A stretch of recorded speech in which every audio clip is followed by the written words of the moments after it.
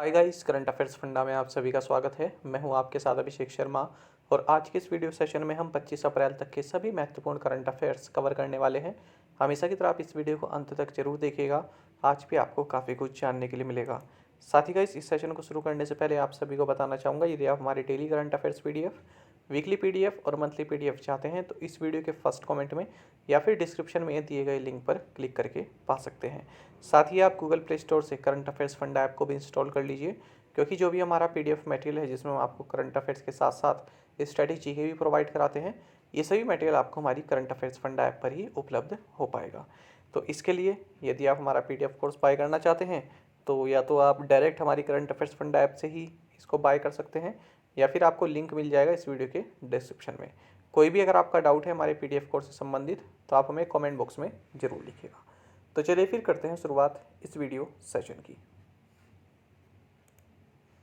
सबसे पहले 23 अप्रैल को पढ़े गए करंट अफेयर्स क्विकली रिवाइज कर लेते हैं।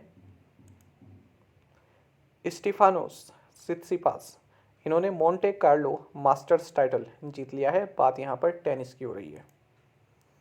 गवर्नमेंट ऑफ इंडिया ने एटॉमिक एनर्जी कमीशन के चेयरमैन कमलेश नीलकंठ व्यास, इनका कार्यकाल और 1 साल के लिए बढ़ा दिया है। जसलीन कोहली, इन्हें डिजिट इंश्योरेंस का एमडी एंड सीईओ अपॉइंट किया गया है। नरेश कुमार, ये दिल्ली के नए चीफ सेक्रेटरी बनाए गए हैं। मनोज कुमार कटियार, ये नेक्स्ट डायरेक्टर जनरल होंगे मिलिट्री ऑपरेशंस के लिए। इंडिया का नॉन बासमती राइस एक्सपोर्ट, ये 2013-14 से अब तक 109% तक ग्रो किया है। World book and copyright day, ये 23 अप्रैल को हर साल मनाया जाता है। इंडिया का first portable solar rooftop system, इसको गांधीनगर गुजरात में लॉन्च किया गया। आपको जानना चाहिए मध्य प्रदेश के छिंदवाड़ा डिस्ट्रिक्ट में जो ऑरेंजेस ग्रो किए जाते हैं, इन्हें अब सतपुड़ा ऑरेंज के नाम से जाना जाएगा। बॉर्डर रोड्स ऑर्गेनाइजेशन यानी कि BRO, ये शिंकुला में वर्ल्ड का हाईएस्ट टनल कंस्ट्रक्ट कर रहे हैं। मुंबई इंडिया का फर्स्ट इंटरनेशनल क्रूज कॉन्फ्रेंस को होस्ट करेगा। इंडसइंड बैंक ने सेलेंट मॉडल बैंक अवार्ड जीता है इन पेमेंट्स सिस्टम ट्रांसफॉर्मेशन कैटेगरी। आपको जानना चाहिए कि 2021 AIMA मैनेजिंग इंडिया अवार्ड्स, इसमें सुजीत सरकार को director of the year award दिया गया है फॉर सरदार उधम। IIT गुवाहाटी ने NTPC के साथ एक पार्टनरशिप की है, जिसके तहत ये CO2 कैप्चर प्लांट डेवलप करेंगे। और मध्य प्रदेश सरकार ने मुख्यमंत्री उद्यम क्रांति योजना लॉन्च की है। चलिए अब देखते हैं 25 अप्रैल तक के सभी महत्वपूर्ण current affairs. Who has been appointed as the NITI Aayog vice chairman, पूछ रहे हैं कि नीति आयोग के उपाध्यक्ष के रूप में किसे नियुक्त किया गया है। ऑप्शंस आपके सामने हैं। सही आंसर ऑप्शन बी रहेगा, सुमन बेरी। देखिए, 5 साल पहले राजीव कुमार, इन्हें नीति आयोग यानी कि national institution for transforming India, इसका वाइस चेयरमैन नियुक्त किया गया था और अब इन्होंने रिजाइन कर दिया है। इनके बदले अब नीति आयोग के वाइस चेयरमैन बनाए गए हैं सुमन बेरी। तो देखिए, जो राजीव कुमार है, इन्हें अगस्त 2017 में इस पोस्ट पर अपॉइंट किया गया था और इनसे पहले अरविंद पनगड़िया इस पोस्ट पर थे। आप सबको जानना चाहिए, नीति आयोग ने प्लानिंग कमीशन को रिप्लेस किया था और नीति आयोग का फॉर्मेशन हुआ 1 जनवरी 2015 को। सुमन बेरी, जो कि अब वाइस चेयरमैन बनाए गए हैं नीति आयोग के, ये डायरेक्टर जनरल रह चुके हैं national council of applied economic research यानी कि NCAER के। साथ ही आपको जानना चाहिए, हाल ही में उत्तराखंड PCS का एग्जाम हुआ था, उत्तराखंड अपर PCS का। मैंने आपके साथ एक क्वेश्चन शेयर भी किया था, फिर से मैं आपको बता देता हूँ। उसमें पूछा गया था कि जो नीति आयोग के वाइस चेयरपर्सन है, उन्हें कौन अपॉइंट करता है। तो 4 ऑप्शंस उसमें दिए गए थे, prime minister of India, president of India, supreme court या फिर एक और ऑप्शन था। तो देखिए, उसमें जो सही आंसर था ये था प्राइम मिनिस्टर ऑफ इंडिया। तो यहाँ पर इस चीज़ को आप जरूर नोट कीजिएगा। और प्राइम मिनिस्टर ऑफ इंडिया आप सभी जानते हैं नीति आयोग के चेयरपर्सन होते हैं। साथ ही ये महत्वपूर्ण है आपके लिए, इसको भी आप नोट डाउन कीजिएगा। नीति आयोग में 2 अटैच्ड ऑफिसेज हैं, एक तो है अटल इनोवेशन मिशन और दूसरा है development monitoring and evaluation organisation यानी कि DMEO। इन 2 अटैच ऑफिस के अलावा एक ऑटोनोमस बॉडी भी है जो नीति आयोग से ही संबंधित है। यह है national institute of labour economics research and development. Attached office मतलब क्या होता है? देखिए, कोई भी यदि अटैच ऑफिस किसी ऑर्गेनाइजेशन के साथ, किसी मिनिस्ट्री के साथ है, इसका मतलब वो जो इंस्टीट्यूट है, वो जो ऑफिस है, वो आपकी जो पॉलिसी है उसको एग्जीक्यूशन करने में आपकी हेल्प करता है। किस तरह से उसको एग्जीक्यूट किया जाए, आपने कोई प्रोजेक्ट लॉन्च किया है, आपने कोई पॉलिसी लॉन्च की है, किस तरह से उसका एग्जीक्यूशन किया जाए, तो वो देखता है ये अटैच्ड ऑफिस। जैसे अटल इनोवेशन मिशन हो गया, DME हो गया। साथ ही आपको जानना चाहिए, हाल ही में नीति आयोग ने यूनिसेफ इंडिया के साथ एक स्टेटमेंट ऑफ इंटेंट साइन किया है। किस बारे में? सस्टेनेबल डेवलपमेंट गोल्स के बारे में, जो कि बच्चों पर फोकस रहेगा। इसके लिए बच्चों पर फोकस रखेंगे, ठीक है। इससे संबंधित एक स्टेटमेंट ऑफ इंटेंट यहाँ पर साइन किया है। Who has been appointed as the principal scientific adviser to the union government for a period of 3 years। 3 साल की अवधि के लिए केंद्र सरकार के प्रधान वैज्ञानिक सलाहकार के रूप में किसे नियुक्त किया गया है? फिर से महत्वपूर्ण क्वेश्चन है और सही आंसर यहाँ पर ऑप्शन बी रहेगा, अजीत कुमार सूद या फिर AK सूद। तो गवर्नमेंट ऑफ इंडिया ने प्रिंसिपल साइंटिफिक एडवाइजर के रूप में अजीत कुमार सूद को अपॉइंट किया है for the period of 3 years। आपको जानना चाहिए कि ये प्रोफेसर के विजय राघवन को सक्सीड करेंगे। प्रोफेसर विजय राघवन को 2018 में अपॉइंट किया गया था प्रिंसिपल साइंटिफिक एडवाइज़र। आपको जानना चाहिए जो डॉक्टर सूद हैं, ये prime minister science technology and innovation advisory council यानी कि PMSTIAC इसके मेंबर हैं, और साथ ही ये फिजिसिस्ट भी हैं और ग्राफीन पर अपने वर्क के लिए जाने जाते हैं। साथ ही ये प्रोफेसर भी हैं फिजिक्स के Indian institute of science Bengaluru में। आपको जानना चाहिए जो ये PM स्टैक है या फिर STIAC, इसके पास 9 मेजर मिशन हैं जिस पर ये काम करता है। तो ये भी क्वेश्चन पूछा गया है कि PM स्टैक ये कितने मेजर मिशन पर काम करता है? ये 9 इसके मेजर मिशन है। Natural language translation, quantum frontier artificial intelligence, national biodiversity mission, electric vehicles, bioscience for human health, waste to wealth, deep ocean exploration, accelerating growth of new India's innovation. इस question में आपको यहाँ पर एक खिलाड़ी है भारतीय, एक खिलाड़ी यहाँ पर है। Have been named among 5 players in the Wisden's cricketers of the year in the 2022 edition. तो देखिए इसका सही आंसर ऑप्शन डी है। रोहित शर्मा और जसप्रीत बुमराह को 2022 संस्करण में Wisden cricketers of the year में 5 खिलाड़ियों में शामिल किया गया है या फिर नामित किया गया है। चलिए जानेंगे ये 5 खिलाड़ी हैं। ये रोहित शर्मा है और ये जसप्रीत बुमराह है भारत की ओर से।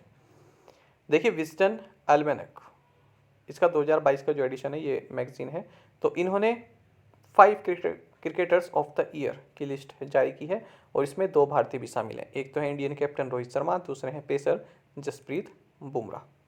बाकी के 3 कौन हैं? इंग्लैंड के fast bowler Ollie Robinson, South African women's player Dane van Niekerk और न्यूजीलैंड ओपनर डेवॉन कॉनवे, ये तीनों भी इसमें शामिल हैं। आपको जानना चाहिए फॉर्मर इंग्लैंड कैप्टन जो रूट, इन्हें leading cricketer in the world नामित किया गया है। साउथ अफ्रीका की लिजेल ली, इन्हें leading women cricketer in the world नामित किया गया और पाकिस्तान के मोहम्मद रिजवान को लीडिंग T20 क्रिकेटर नामित किया गया है। देखिए जो विजडन है ये वर्ल्ड की ओल्डेस्ट क्रिकेट मैगजीन है और ये हर साल 5 खिलाड़ियों को चुनती है जो क्रिकेटर ऑफ द ईयर रहे हों। 1889 से ये इस तरह से नामित करती आ रही है और कोई भी प्लेयर एक बार यदि आ गया इस लिस्ट में फिर से उसको दोबारा नहीं चुना जाता है। लिखा है ना, no one can be chosen more than once. तो लास्ट जो इस लिस्ट में आए थे वो विराट कोहली थे 2019 में, उसके बाद अब रोहित शर्मा और जसप्रीत बुमराह इसमें नामित किए गए हैं। Who has been appointed by Procter and Gamble as the chief executive officer for its operations in India. Procter and Gamble यानी कि PNG द्वारा भारत में अपने संचालन के लिए मुख्य कार्यकारी अधिकारी के रूप में किसे नामित किया गया है? ऑप्शंस आपके सामने हैं। सही आंसर ऑप्शन डी रहेगा, LV वैद्यनाथन। तो देखिए ग्लोबल FMCG यानी कि फास्ट मूविंग कंज्यूमर गुड्स, इस तरह की एक फर्म है, इसकी फुल फॉर्म याद रखिएगा, फास्ट मूविंग कंज्यूमर गुड्स। इस तरह की एक फर्म है प्रोक्टर एंड गैम्बल PNG। इन्होंने LV वैद्यनाथन को अपना चीफ एग्जीक्यूटिव ऑफिसर बनाया है भारत में जो इनके ऑपरेशन है उसके लिए। 1 जुलाई 2022 से ये अपने इस कार्यभार को संभालेंगे। आपको जानना चाहिए ये मधुसूदन गोपालन को सक्सीड करेंगे। प्रोक्टर एंड गैम्बल की अगर हम बात करें तो इसके सीईओ जॉन आर मॉयर हैं। हेडक्वार्टर इसका यूनाइटेड स्टेट्स में है। अच्छा, एक बार शायद 2016 की या 17 की बात है, कोई पेपर आया था, उसमें पूछा गया था, ये क्वेश्चन हैरान कर देने वाला था। टाइड पूछा गया था कि टाइड जो है ये जो ब्रांड है ये किस, इसकी ओनर कौन है, इसकी ओनर कंपनी कौन है। तो नेस्ले भी था, उसमें कई तरह के 4 ऑप्शन थे, उनमें एक प्रोक्टर एंड गैम्बल भी था। साल मुझे अच्छे से याद नहीं कौन से में है, पर ये क्वेश्चन आया था, तो ये इसलिए मैंने यहाँ पर सभी इसके ब्रांड लिख दिए हैं, जो जो जिसके मालिक जो प्रोक्टर एंड गैम्बल के ब्रांड है। Pampers, Ariel, Tide, Whisper, Gillette, Head and Shoulders, Pantene, Ambi Pur, Oral B, Vicks और ओले, ये सभी इसके ब्रांड हैं प्रोक्टर एंड गैम्बल फर्म के। आगे बढ़ेंगे। Who is the richest health care billionaire in the world, दुनिया में सबसे अमीर हेल्थ केयर अरबपति कौन है। ऑप्शंस आपके सामने हैं। सही आंसर ऑप्शन डी रहेगा, साइरस पूनावाला। तो देखिए, सीरम इंस्टीट्यूट ऑफ इंडिया का नाम आप सभी ने सुना है, पुणे में है। इसके फाउंडर साइरस पूनावाला, जिनकी वेल्थ 26 बिलियन यूएस डॉलर है। ये हेल्थ केयर सेक्टर में सबसे रिचेस्ट बिलियनियर हैं 2022 की यदि हम बात करें। ऐसा कहा है Huron global health care rich list 2022 में। और ओवरऑल ये 4th रिचेस्ट इंडियन भी हैं, आपको ये भी जानना चाहिए। सीरम इंस्टीट्यूट की स्थापना इन्होंने 1966 में की थी। और आपको जानना चाहिए जो सीरम इंस्टीट्यूट ऑफ इंडिया है वर्ल्ड का लार्जेस्ट वैक्सीन मेकर है। इस लिस्ट में सेकंड नंबर पर है थॉमस फ्रिस्ट जूनियर एंड फैमिली, ये जो है SCA हेल्थ केयर की ओनर है। थर्ड नंबर पर है चाइना के ली जेटिंग, और फोर्थ पर है जू हान। अच्छा, चाइनीज़ नाम में एक्स बहुत यूज़ होता है, आपने देखा होगा। 5वें नंबर पर दिलीप सांघवी एंड फैमिली है, और ये सन फार्मास्यूटिकल्स के मालिक हैं। आपको जानना चाहिए ओवरऑल 2022 में भारत में जो है 9 हेल्थ केयर बिलियनियर्स हैं, जो कि ओवरऑल 5th पोजीशन पर है भारत इस मामले में। यानी कि जहाँ पर सबसे ज़्यादा हेल्थ केयर बिलियनियर्स हैं, उस मामले में भारत 5th पोजीशन पर है। Patrick Achi has been reappointed as Prime Minister of Ivory Coast. In which continent is the Ivory Coast country located? पूछ रहे हैं कि पैट्रिक एची को आइवरी कोस्ट के प्रधानमंत्री के रूप में फिर से नियुक्त किया गया है। आइवरी कोस्ट देश किस महाद्वीप में स्थित है। ऑप्शंस आपके सामने हैं, और सही आंसर ऑप्शन बी रहेगा, अफ्रीका। तो पैट्रिक एची, इनको रीअपॉइंट किया गया है प्राइम मिनिस्टर आइवरी कोस्ट का। इन्होंने अभी एक हफ्ते पहले रिज़ाइन किया था इस वीक से इस पोजीशन से, पर इन्हें फिर से जो है प्राइम मिनिस्टर जो है अपॉइंट किया गया है। आइवरी कोस्ट की बात करें तो वेस्ट अफ्रीका में है, ये अफ्रीका है, ये वेस्ट अफ्रीका है, ये ईस्ट अफ्रीका है। तो यहाँ पर आप देख सकते हैं कोटेडिवोर भी बोलते हैं इसको, कोटेडिवोर इस कंट्री को, और आइवरी कोस्ट भी बोलते हैं। तो इसके प्रेसिडेंट एलसैने ouattara हैं। वाइस प्रेसिडेंट भी हाल ही में नियुक्त किए गए हैं, टीमोको मेलिट कोने, और कैपिटल है यहाँ की यामोसुकरो। करेंसी है West African CFA franc. What is the theme for World Earth Day 2022? विश्व पृथ्वी दिवस 2022 जो कि 22 अप्रैल को मनाया जाता है, इसके लिए विषय क्या है, इसके लिए थीम क्या है। ऑप्शंस आपके सामने हैं। सही आंसर यहाँ पर ऑप्शन बी रहेगा, इन्वेस्ट इन आवर प्लैनेट। तो देखिए, अर्थ डे ये एक एनुअल इवेंट है जो कि 22 अप्रैल को मनाया जाता है एनवायरमेंटल प्रोटेक्शन को सपोर्ट करने के लिए। 2022 में इसका जो थीम है यह है इन्वेस्ट इन आवर प्लैनेट। आपको जानना चाहिए अर्थ डे 1970 से ही मनाया जाता जा रहा है, और सबसे पहले इसको यूनाइटेड स्टेट्स में मनाया गया था, जब जो लोग हैं वो सड़क पर उतर आए थे प्रोटेस्ट करने लगे। किसके खिलाफ? 1969 में सेंटा बारबरा ऑयल स्पिल की वजह से। तो देखिए, सेंटा बारबरा ऑयल स्पिल मतलब जो ऑयल लीक होता है ना, जैसे समुद्र में कोई जो आपका ये शिप वगैरह जाती हैं, ठीक है, इनसे ऑयल स्पिल होता है। तो क्या होता है, उससे मैरीन पोल्यूशन होता है, सी में एक परत जम जाती है तेल की। उससे क्या होता है, जो फिश होती हैं और जो भी जो सी मैमल्स होते हैं या फिर डॉल्फिन वगैरह, इन सब की ये सब जो है कुछ मर भी जाते हैं और बहुत बुरा इफेक्ट उससे पड़ता है। तो उससे क्या हुआ, thousands of sea birds, dolphins, seals, sea lions, इन सभी की मृत्यु हो गई थी। तो उसी के खिलाफ यहाँ पर प्रोटेस्ट किया गया था, तभी से इसको मनाया जाता है। आपको जानना चाहिए American politician and environmentalist Gaylord Anton Nelson, इन्हें अर्थ डे का फाउंडर कहा जाता है। ये महत्वपूर्ण फैक्ट है, जरूर नोट कीजिएगा। और हमने देखा 22 अप्रैल को ही इंटरनेशनल मदर अर्थ डे मनाया जाता है। Which of the following is celebrated in the last week of April? निम्नलिखित में से कौन अप्रैल के अंतिम सप्ताह में मनाया जाता है, सेलिब्रेट किया जाता है? ऑप्शंस आपके सामने हैं। सही आंसर ऑप्शन सी रहेगा, वर्ल्ड इम्यूनाइजेशन वीक। तो देखिए वर्ल्ड इम्यूनाइजेशन वीक ये वर्ल्ड हेल्थ ऑर्गेनाइजेशन द्वारा अप्रैल के लास्ट वीक में, अंतिम सप्ताह में मनाया जाता है, 24 से 30 अप्रैल तक।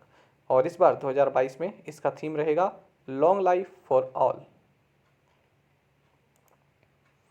Asian wrestling championship where Indian Greco Roman wrestlers won 5 medals held in which country?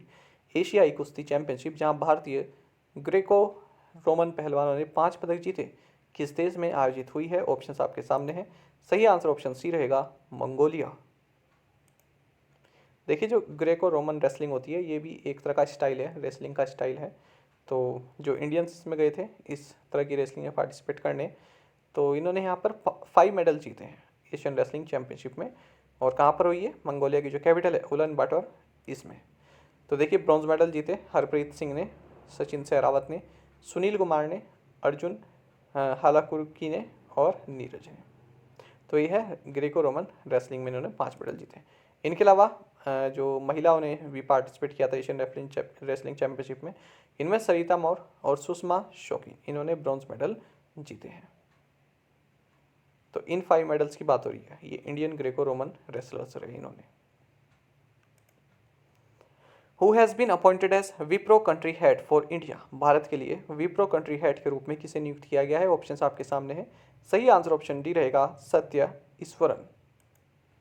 तो देखिए ग्लोबल आईटी कंपनी विप्रो ने सत्य ईश्वरन को इंडिया के लिए अपना हेड नियुक्त किया है। आपको जानना चाहिए ईश्वरन इससे पहले केपीएमजी में head of business consulting India के रूप में कार्य कर चुके हैं।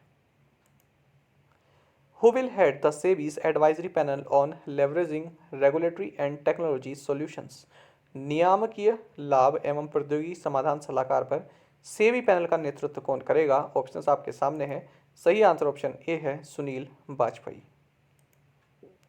SEBI securities and exchange board of India, इन्होंने एक एडवाइजरी कमेटी बनाई थी पहले, उसको रिकॉन्स्टिट्यूट किया गया। जब भी किसी कमेटी को रिकॉन्स्टिट्यूट किया जाता है मतलब कि उसमें जो चेयरमैन है उन क्या पता उनको नया बनाया या फिर जो और मेंबर हैं उनमें से किसी को हटा दिया हो और कि कोई दूसरे को उसमें इंक्लूड किया हो।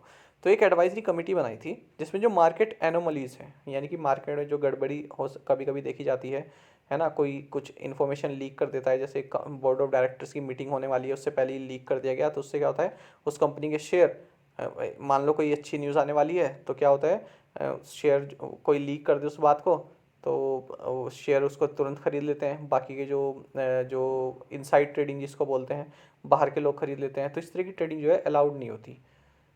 किसी कंपनी में क्या है फैसला आने वाला है कि वो घाटे में चल रही है, तो किसी ने लीक कर दी है, कंपनी के ही बोर्ड ऑफ डायरेक्टर्स में से किसी ने लीक कर दी, तो जो उनका जो कोई जानने वाला होगा वो क्या करेगा, अपने शेयर बेच देगा उस कंपनी से पहले ही। तो इस तरह की जो ट्रेडिंग है ना ये अलाउड नहीं होती है सेबी के द्वारा। तो इसी तरह की जो मार्केट एनोमलीज हैं इन पर जो है किस तरह से सुधारा जा सके और क्या क्या प्रयत्न किए जा सकते हैं, इस पर एक एडवाइजरी कमेटी बनाई गई सेबी के द्वारा। इसका नाम रखा advisory committee for leveraging regulatory and technology solution, यानी कि अलर्ट्स। तो इसको जो हेड करेंगे अब ये सुनील वाजपेयी हैं। ये telecom regulatory authority of India में फॉर्मर प्रिंसिपल एडवाइज़र रह चुके हैं। आपको जानना चाहिए 7 मेंबर कमेटी है जो कि सेबी द्वारा दिसंबर 2021 में सेटअप की गई थी और तब इसकी जो चेयरपर्सन रही है माधवी बूच, ये रही हैं। ठीक है, अब तो ये इसकी चीफ बन गई हैं, तो इसलिए अब सुनील वाजपेयी को इस कमेटी का हेड बनाया गया है। National Insurance Academy and International Financial Services Centres Authority has entered have होगा यहाँ पर have entered into an MOU where is NIA located. राष्ट्रीय बीमा अकेडमी और अंतर्राष्ट्रीय वित्तीय सेवा केंद्र प्राधिकरण ने समझौता ज्ञापन पर हस्ताक्षर किए हैं। आपको बताना है जो राष्ट्रीय बीमा अकेडमी है एनआईए ये कहाँ पर स्थित है? ऑप्शन आपके सामने है और सही आंसर ऑप्शन ए रहेगा, पुणे। तो देखिए international Financial Services Centres authority यानी IFSC है। तो कैपेसिटी बिल्डिंग और स्किल्ड टैलेंट पूल प्रोवाइड कराने के लिए इंश्योरेंस सेक्टर में इन्होंने एक MOU साइन किया है नेशनल इंश्योरेंस एकेडमी के साथ, NIA के साथ। आपको जानना चाहिए NIA ये पुणे महाराष्ट्र में स्थित है। Which country has successfully test launched Sarmat intercontinental ballistic missile किस देश ने सरमत अंतर महाद्वीपीय बैलिस्टिक मिसाइल का सफल परीक्षण किया है? ऑप्शन आपके सामने है। सही आंसर ऑप्शन सी है, रशिया। तो देखिए रशिया यूक्रेन का जो युद्ध चल रहा है इसके बीच में इस तरह की इंटर कॉन्टिनेंटल बैलिस्टिक मिसाइल का परीक्षण किया गया है। तो काफ़ी चर्चा में रही है मिसाइल, सरमत इसका नाम है। और इसको प्लेसेड स्टेट टेस्ट कॉस्मोड्रोन जो कि रशिया के अर्खांगिल्स्क रीजन में है, यहाँ से इसको टेस्ट फायर किया गया है। 48th all India police science congress held in which city? 48वीं अखिल भारतीय पुलिस विज्ञान कांग्रेस का आयोजन किस शहर में हुआ है? ऑप्शंस आपके सामने हैं। सही आंसर ऑप्शन सी रहेगा, भोपाल। तो union home minister Amit Shah ने 48th all India police science Congress meeting इसको एड्रेस किया है, इसको संबोधित किया है और इसको ऑर्गेनाइज किया गया central police training academy Bhopal में। Which of the following has tied up with Delhi board to convert waste into energy? निम्नलिखित में से किसने कचरे को ऊर्जा में बदलने के लिए दिल्ली बोर्ड के साथ समझौता किया है? ऑप्शंस आपके सामने हैं। सही आंसर ऑप्शन ए रहेगा, एनटीपीसी। तो इंडिया की largest integrated energy company NTPC इसने दिल्ली जल बोर्ड के साथ एक पार्टनरशिप की है, जिसके तहत जो जो इसमें जो सीवेज ट्रीटमेंट प्लांट्स में जो स्लज हो जाता है ना, दिल्ली जल बोर्ड का जो सीवेज ट्रीटमेंट प्लांट है उसमें स्लज हो जाती है, एक तरह की गंदी हो जाती है, उसको एनर्जी में कन्वर्ट किया जा सकता है, यानी कि इलेक्ट्रिसिटी उससे प्रोवाइड की जा सके। आपको जानना चाहिए एनटीपीसी ने 2032 तक 60 गीगावाट कैपेसिटी जो है जनरेट करने का लक्ष्य रखा है। और ये जो गीगावाट की जो एनर्जी है इसको रिन्यूएबल एनर्जी सोर्सेज से प्रोड्यूस किया जाएगा।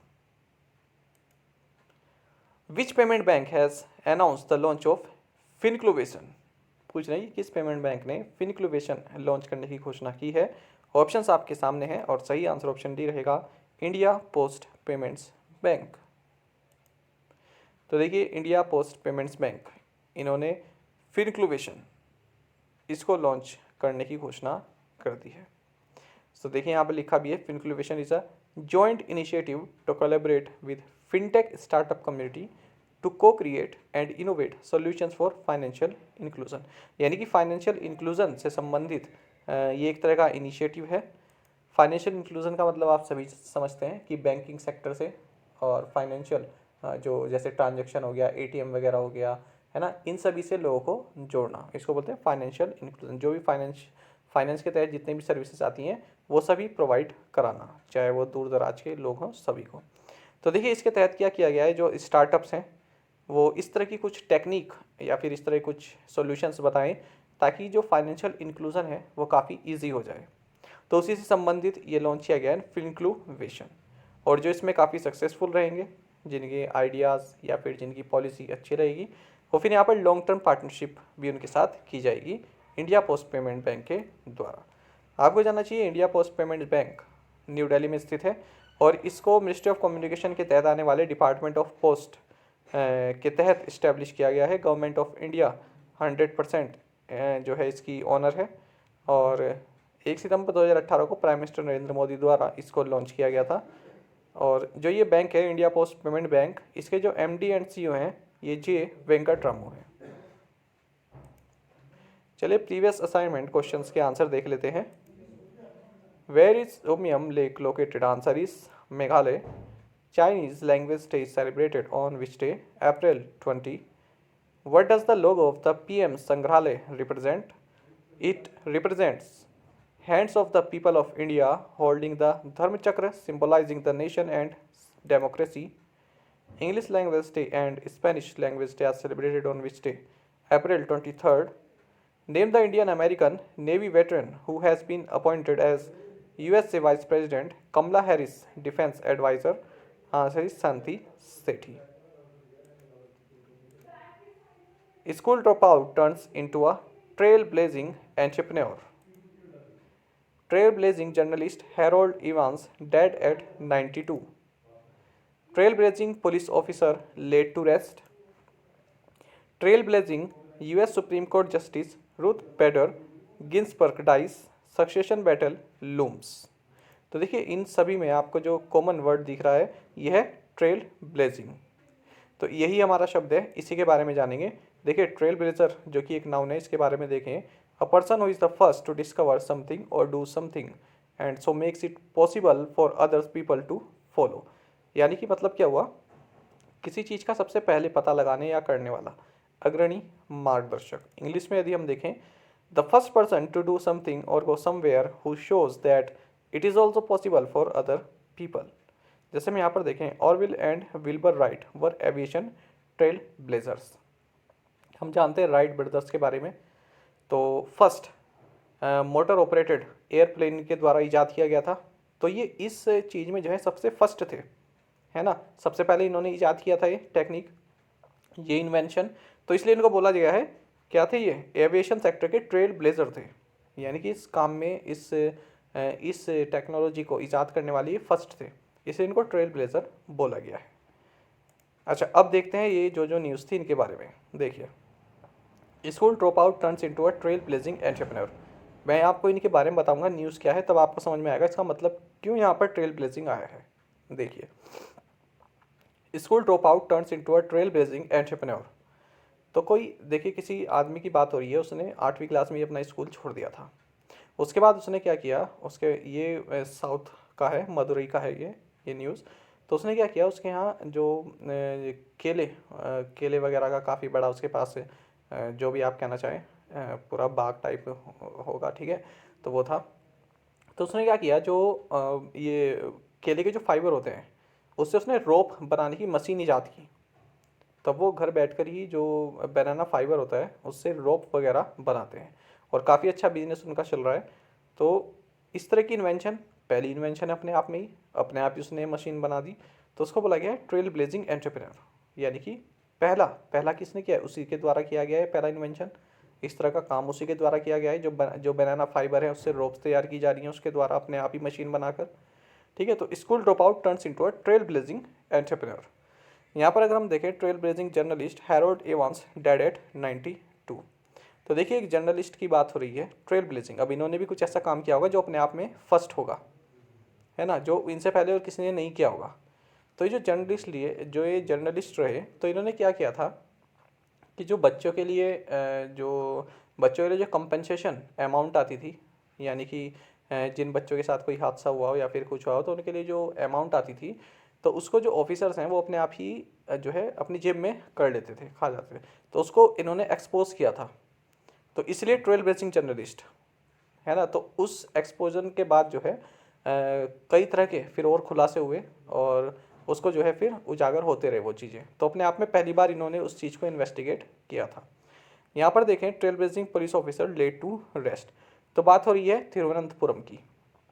तो तिरुवनंतपुरम में कोई पुलिस ऑफिसर थे, तो उन्होंने ही वहाँ पर सबसे पहले एक जो पुलिस कंट्रोल ऑफिस इन्होंने ओपन किया था यहाँ पर तिरुवनंतपुरम में, इन्हीं के द्वारा ओपन किया गया था। तो पहली बार ओपन किया गया, ठीक है। तो ये इनिशिएटिव उनके द्वारा लिया गया था, इसलिए बोला गया ट्रेल ब्लेजिंग पुलिस ऑफिसर। और इन्हीं के द्वारा साइंटिफिक मेथड से इन्वेस्टिगेशन की जाए, वो भी इन्हीं के द्वारा दिया गया था वहाँ पर एक मेथड, है ना, कि किस तरह से हम साइंटिफिक मेथड को यूज़ करके इन्वेस्टिगेशन कर सकते हैं। तो इसलिए इनको ट्रेल ब्लेजिंग पुलिस ऑफिसर बोला गया है। तो उनकी हाल ही में निधन हो गया, इसलिए यहाँ पर बताया जा रहा है ट्रेल ब्लेजिंग पुलिस ऑफिसर, यानी कुछ ना कुछ तो ऐसा किया था जो बिल्कुल न्यू था। यहाँ पर देखें, trail blazing US Supreme Court justice Ruth Bader Ginsburg dies succession battle looms.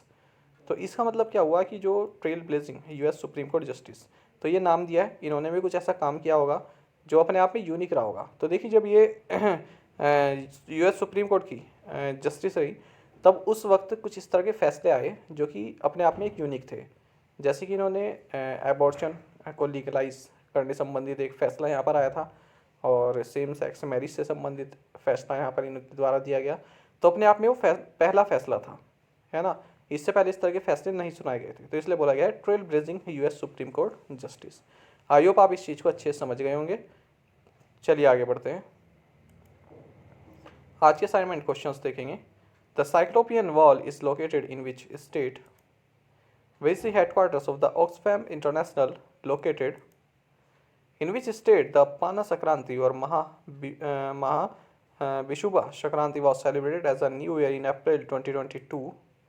International Day of Multilateralism and Diplomacy for Peace is celebrated on which day? What is the age till which the chief of defence staff of the Indian military can continue in office. तो पांचों question के answer आप हमें comment box में जरूर दीजिएगा। यदि आपको एक क्वेश्चन का आंसर भी आता है तो भी आप हमें कमेंट बॉक्स में बता सकते हैं। साथ ही करंट अफेयर्स फंडा को आप टेलीग्राम पर भी ज्वाइन कर सकते हैं। यहाँ पर रेगुलर वीडियो अपडेट्स और करंट क्विजेस हम आप सभी के लिए डालते रहते हैं। साथ ही डिस्कशन ग्रुप में आप किसी भी क्वेश्चन का सोल्यूशन पा सकते हैं। दोस्तों, यहाँ पर हमारे करंट अफेयर्स की प्लेलिस्ट दी गई है, इसको आप जरूर देखें और अपने दोस्तों के साथ, फेलो फ्रेंड के साथ हमारे करंट अफेयर्स को शेयर जरूर करें। आज का सेशन आपको कैसा लगा कमेंट बॉक्स में जरूर बताइएगा। Thank you guys.